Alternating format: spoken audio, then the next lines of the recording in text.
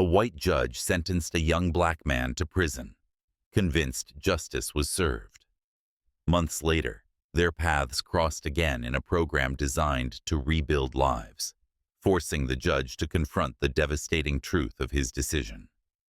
What happened next would shock even the most hardened. But let's start at the beginning.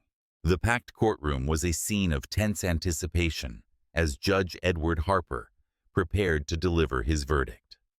A man of towering stature and unwavering authority, Harper embodied the very image of the law in this small southern town. At 55, his graying hair and stern countenance lent him an air of gravitas. Clad in a sharp gray suit that reflected his no-nonsense approach, he sat behind the bench, his piercing gaze sweeping the courtroom like a blade. The room, filled with murmurs moments before, fell silent as his gavel struck wood, a sound that demanded attention. Across the room, at the defense table, Derek Williams sat with an expression of quiet resignation. A 28-year-old black man with soft brown eyes and a face that bore the exhaustion of the past few months, Derek had maintained his innocence from the start. His public defender had fought valiantly, but the cards had been stacked against them. The evidence against Derek was fragile at best. A cell phone allegedly stolen from a local shop, with no concrete proof tying him to the crime. The prosecution relied on the testimony of a jittery teenage clerk, whose recollection had crumbled under cross-examination.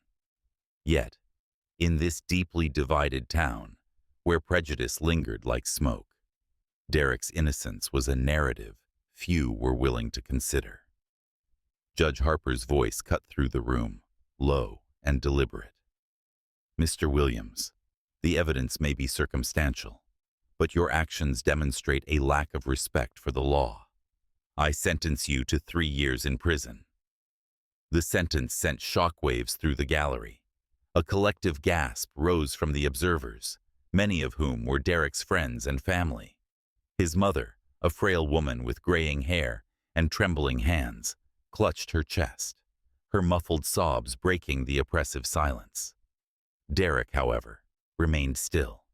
His shoulders squared, his jaw tight. He uttered only 4 words. "I didn't do this." But his quiet protest was swallowed by the courtroom's finality. As Harper dismissed the court and strode toward his chambers, confident in his decision, he did not see the silent tear that slipped down Derek's cheek. Nor did he hear the defense lawyer's whispered vow, "We will appeal this." To Harper, justice had been served. Little did he know, this case would haunt him, unraveling his beliefs about fairness and justice in the days to come. Months passed, and Derek Williams found himself adapting to the rigid monotony of prison life. The days were long and unchanging, marked by the sound of clanging doors and the hum of fluorescent lights. Derek avoided conflicts, keeping his head down and staying out of trouble. His focus was on his work in the prison's maintenance department, where he repaired broken lights, fixed leaky pipes, and ensured the facilities ran smoothly. Though the work was grueling, Derek approached each task with quiet determination, finding a strange solace in the routine. Over time, his diligence and integrity earned him the respect of both his fellow inmates and the guards. They saw in him a man who was neither bitter nor beaten by his circumstances, but rather someone determined to retain his dignity in an undignified place. To Derek, each day of work was a small victory, a way to hold on to a sense of purpose in an environment designed to strip him of it. Meanwhile, Judge Edward Harper remained oblivious to the man he had sentenced. For Harper, Derek's case was just another file, another decision in a long line of judgments. His focus remained on maintaining order in his courtroom, a space where he felt fully in control. But outside those walls, his personal life was unraveling. His wife had left him, tired of his emotional distance and relentless focus on work. His relationship with his adult daughter, Emily, had grown distant, strained by years of miscommunication and unspoken grievances. Despite these fractures, Harper threw himself deeper into his work, finding solace in its predictability. One afternoon, Harper received a call from the State Judiciary Office. A new pilot program aimed at reintegrating rehabilitated inmates into society was being launched, and Harper had been selected to oversee it. The program involved community service projects to teach inmates practical job skills. Though he was initially reluctant, Harper agreed, viewing it as an opportunity to bolster his reputation. Weeks later, Harper arrived at the program's orientation. He skimmed the participant list without much thought, until his eyes stopped on a name that sent a chill down his spine: Derek Williams. For the first time since the sentencing, the past he had dismissed so easily now stared back at him, unignorable. When Derek stepped into the community center for the first day of the reintegration program, the air seemed to shift. His sharp eyes scanned the room, taking in the rows of tools and supplies arranged for their first project. But then his gaze landed on Judge Edward Harper. For a moment, neither man moved. Derek's posture stiffened, his expression hardening as a recognition dawned.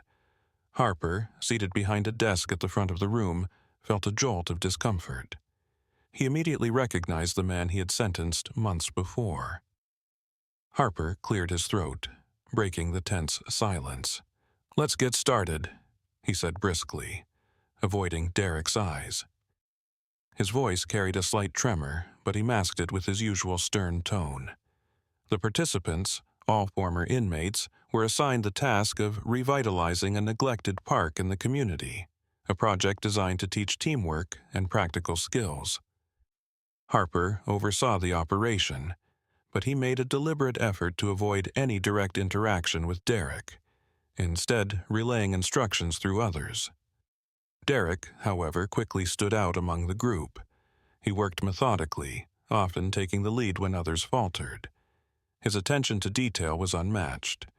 Whether repairing playground equipment or planting flowers, Derek's work reflected a quiet pride. It was impossible for Harper not to notice. One afternoon, Harper observed Derek repairing a broken park bench. His hands moved with precision, sanding the wood and tightening loose screws. Without thinking, Harper walked over. "You're good at this," he said, his tone softer than usual. Derek paused, glancing up. His guarded expression spoke volumes. "I've had plenty of practice," he replied evenly. "It's not like I had much choice." The words hit Harper harder than he expected. He nodded, retreating back to his supervisory role, but Derek's comment lingered in his mind. As the weeks went on, their interactions became more frequent. Conversations that began with instructions evolved into discussions about life and justice. Derek spoke openly about the challenges he faced as a black man in a biased system, detailing the small indignities and overwhelming barriers he had endured.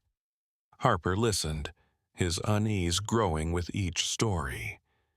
For the first time, he began to question the fairness of his own judgment, the weight of Derek's words forcing him to confront his own biases. As the program neared its end, Harper began to see Derek in a new light. This wasn't the hardened criminal he had imagined, but a man who had been failed by the system. Harper reviewed Derek's case file late one night and was shocked to find inconsistencies he had overlooked before. The witness's testimony had been unreliable, and the evidence flimsy at best. Harper's chest tightened as guilt settled over him. At the final program meeting, Harper approached Derek. "I need to talk to you," he said, his voice softer than Derek had ever heard. "What is it?" Derek asked, wary. "I owe you an apology," Harper began. "I failed you in that courtroom. I let my biases and the pressure to deliver a verdict blind me to the truth. I'm sorry." Derek stared at him, searching Harper's face for sincerity. Finally, he nodded. "I appreciate that, Judge, but an apology doesn't change what happened." "You're right," Harper admitted, "but maybe I can help fix it." He revealed his intention to push for a formal review of Derek's case and offered to testify to the inconsistencies in court. Weeks later, Derek's conviction was overturned, and he walked out of the courthouse a free man. As he stepped into the sunlight, Harper was waiting for him. They shook hands, an unspoken understanding passing between them. From that day forward, Harper became an advocate for criminal justice reform, using his position to highlight the flaws in the system. Meanwhile, Derek started his own contracting business, determined to build a better future for himself and others. The two men remained in touch, their unlikely connection serving as a reminder that change, though difficult, is always possible.